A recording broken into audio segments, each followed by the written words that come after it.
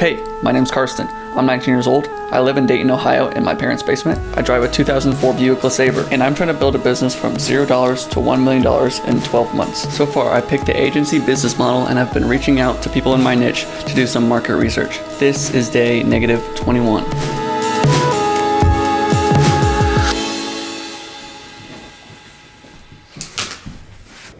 Reprogramming. Last night I was up till like 11 or 12 just watching random YouTube videos, and that's like an old habit, right? That's an old habit that you kind of fall back into. So I try to go to bed early and get up on like at 6 in the morning or 5:30, but sometimes I fall into back into the old habits. And so how do I not go back into those old habits, and how do I reprogram my mind so that I can just optimized to be efficient? Because if I want to actually get somewhere with this, I can't be the same person I am today, because the same person I am today got me to where I am now. You're not going to make it to like $1 million the same person that you are now, because like you now got you to where you are.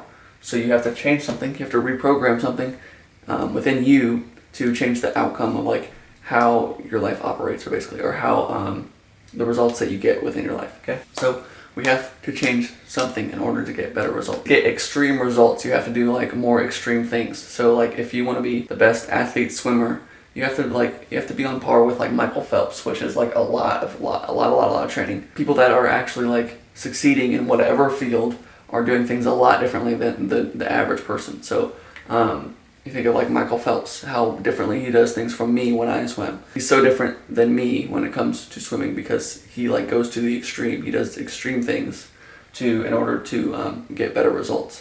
If I want to succeed, I have to do way more than the average person. I have to do things differently than the average person to get different results. So if I'm going to do average things, like staying up till 12, watching random YouTube videos, I'm going to get average results. Okay, so there's this book called Willpower Doesn't Work. And it basically just talks about how to stick to something that doesn't require willpower, because like usually your willpower will fail you and you'll end up going back into your old ways if you have the opportunity to, okay?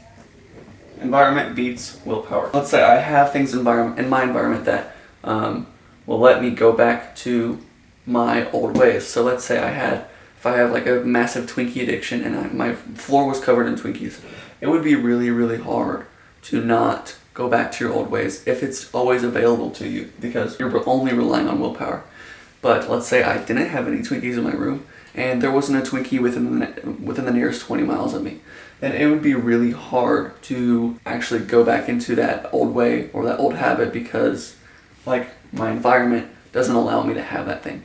So I have to optimize my environment so I don't have to rely on willpower to go back to old habits and old ways. The next one is, every environment has an agenda, meaning your environment will change the outcome of like the decisions that you make. So if I'm only around people that like want to go to the gym all the time, right? Then the outcome of my decision will probably be based on the outcome of their decisions, or like that environment that I'm in. But let's say I'm in a environment where everyone wants to eat junk food.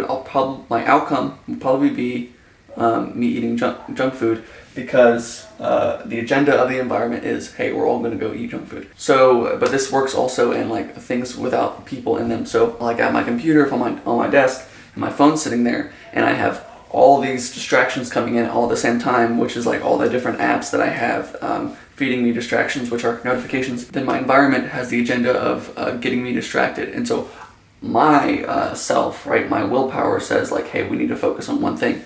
But with the distraction there, it's going to be really hard to do that, because the environment has an agenda, and that agenda is not being focused, it's being distracted. Optimizing the environment to where the agenda aligns with what you want, okay? The number 3 is creating triggers to prevent self-sabotage. So I didn't know really how to illustrate this, but we have this as like a trigger, or like a light bulb, like ding, and then the thing that you do to prevent self-sabotage. So let's say you think that you're going to go back to your old way of like, let's say, eating a Twinkie. Well, just create a trigger. So you have these, like, how habits work is like trigger, action, reward. That's how like any system works, is input, process, output. So the input is I have I have a desire for a Twinkie. The process is me going and get the Twinkie, opening it and putting it into my mouth, and then the outcome is me feeling bad because I ate another Twinkie. So we have a trigger, which is like, I think I want to eat a Twinkie right now, or I think I want to do that old habit that I like to do. And then we have the action, which is usually going to do that thing, and then the outcome is like, now I feel bad because I did that thing. So instead of doing the action of going to do the thing, we do the action of something else that's productive. So we notice the trigger and say, hey, like the trigger is when I feel this way, then I usually go back to that thing. So when I feel like I want a Twinkie, then I'll usually go get a Twinkie.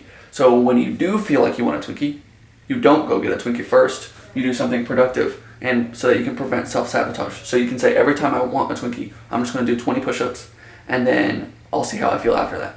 And then you'll most likely just stop doing the thing altogether, because when you have that trigger, you do the action, and then the reward is that you feel good about yourself because you actually did something productive rather than something that you don't like. So number 3, again, is creating triggers to prevent self-sabotage, or using your current triggers to prevent self-sabotage. Number 4 is limit yourself. This kind of goes back into the environment, but just don't give yourself room to actually like go back to the thing. So let's say you want to like save money and not spend money. You could avoid taking your like credit cards or debit cards out and about. Like you can only take cash, let's say. And when you only take cash, you only have enough money in cash. Obviously you don't have like everything on your card, because on your card it's kind of like, I just have all this money in this bank account and I don't have to worry about like running out of cash. But when you just have cash, you just have cash, you know. So if you want to limit your spending, you just limit yourself. Just don't bring those things out with you. So don't bring credit cards or debit cards out with you, and you just bring cash if you want to try to save money. Okay, that kind of feeds back into the environment, because if I don't have debit cards with me, that's a part of my environment. If I don't have it in my environment, then I can't use it. I can't go back to those old ways, and then I'll be able to save money because I don't have access to it. The next one is remove the need for willpower by making a decision. So making a decision by eliminating things from your environment. So let's say you, again with the Twinkies, you have like 100 Twinkies in your room. Well, like the decision would be like, let me just go burn all these Twinkies and then I won't have access to them. So you're taking massive action, because when you take massive action, and then it's hard to go backwards, right? When you set them on fire, it's hard to go back to them and like try to, you know, recover them, because now they're all ashes, right? So making decisions that eliminate the need for willpower. So a decision that I can make today to eliminate the need for willpower, something that I'm going to do, I'm just going to delete all my apps on my phone. No YouTube, no Facebook, no Instagram, no TikTok, no, I don't know, whatever, anything else that wastes time for me. Basically limit everything that I can go on. So basically, if it's on my phone and it's not a heck yeah, then it's a no. So I'll probably maybe like keep a calendar, because like I would need to know that. And maybe my bank app. I won't keep it on my home screen, and everything else that's unnecessary, or like almost basically everything else, I will just delete. Another thing with making a decision is having a social aspect with it, where you tell someone that you're making a decision, and then it's hard to go back to the old way because you don't want to look stupid in front of those people, you know. So basically, I'm telling you that I'm going to do this so that I don't go back to doing that thing, you know, or going back to the old habits. So I'm telling you, hey, I'm going to reprogram my mind. So whenever I like want to make a decision of like, hey, maybe I should go back on YouTube late at night or whatever, and just do whatever, and not be consistent with my habits, then I have it back in my head that I said to the camera that I'm not going to do that thing. And so now I have like this social pressure to not go back to that thing, but it's a good way, you know, it's a good thing. Let's do that. Okay, so I just deleted all these apps. The other thing with like having multiple different platforms to connect with people is that you can look at it like a canvas. Let's just say this is a canvas. Big canvas, a lot of people will just throw stuff at you. So let's just say people love to throw paint at you, which they do all the time. And you have a big canvas, so you catch all this paint. So let's say this is your life, right? And you allow a big canvas, okay? For every app or for every way to connect with people, the bigger the canvas is. If I have Twitter, Facebook, Instagram, TikTok, any app that sends me a notification, or any way that people can connect with me or try to sell me something, that makes it a bigger canvas. And people will constantly throw stuff at you, wanting your attention. Like everyone wants your attention, obviously. So what we do is the smaller the canvas is, the less that you can catch on the canvas, right? So if I only have a canvas about that big, then I can't catch all this. I can only catch this, okay? So if I start removing, this is Instagram, so I remove Instagram, and then I remove TikTok, okay? That's TikTok. And then I remove Facebook, and let's say Facebook Messenger. Then I delete YouTube, or don't go on YouTube anymore.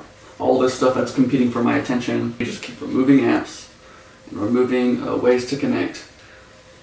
We keep removing distractions, and so the less distractions, the less paint people can just throw onto our own canvas. And we can go all the way down to almost nothing by deleting all those things. Obviously, you'll always still have people trying to like grab your attention. It's kind of like things that you can't avoid, like driving down the street, there's going to be like billboards or something, you know? Or, even listening to the radio, you can just turn it down when like people are trying to run ads. So when you get rid of all that, all the distractions, then there's less to worry about. And then you can just keep focusing on the main thing. Obviously people are still going to try to distract you, but it's a lot easier than having all those things, That's our canvas of life. I thought I removed the Gmail app. Another thing with all this is that in order to actually get somewhere, it's going to require, to get anywhere, it requires a lot of hard work and sacrifice. My mom is a nurse, and you can make okay money as a nurse, or really good money as a nurse, depending on what you're willing to do. So she has an opportunity to go to Vermont. We live in Ohio, but she can go to Vermont and work 12-hour shifts, but she would get paid a lot more to do that. But it requires hard work, obviously, working 12 hours a day, and then the sacrifice of having to leave her family in Ohio to go do that for a couple weeks, So in order to get anywhere, really, it just requires hard work and sacrifice. And so if I'm going to get anywhere, I can't just keep being the same person and then also just making videos of me being the same person. It requires me changing and becoming a better version of myself, putting in hard work and sacrifice so that I can get to where I want to go. So yeah, just a side note. Another package. Yes. I bury treasure in me litter box. See how it smells. Smells really good. This is a gift for my girlfriend's mother. We have an ongoing pirate jokes, and she likes cats, so kind of combine the two there.